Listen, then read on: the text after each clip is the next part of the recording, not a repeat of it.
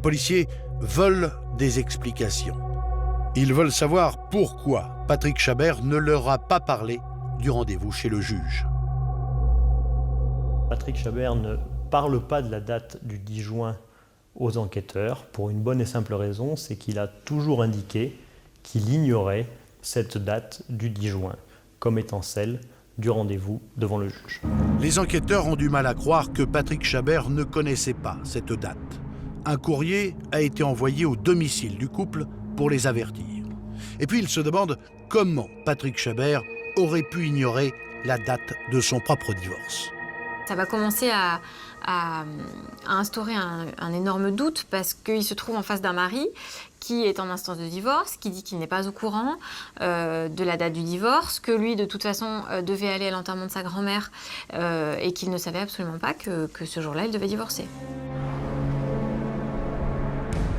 Les policiers lui font répéter une nouvelle fois son emploi du temps.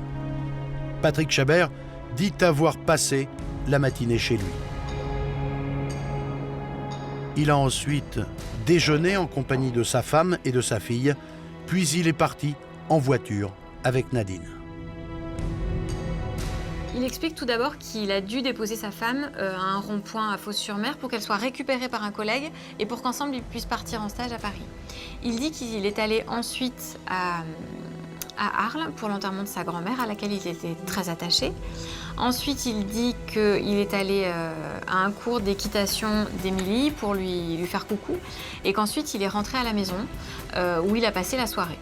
Grâce au relevé téléphonique de Patrick Chabert, les enquêteurs peuvent vérifier ses déclarations et contrôler chacun de ses déplacements. Très rapidement, les policiers se rendent compte qu'il ment.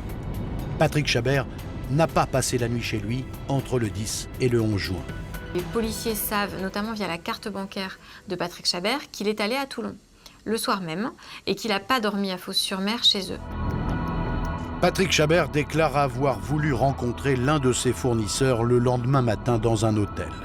Les enquêteurs suivent alors le trajet de Patrick Chabert à la minute près.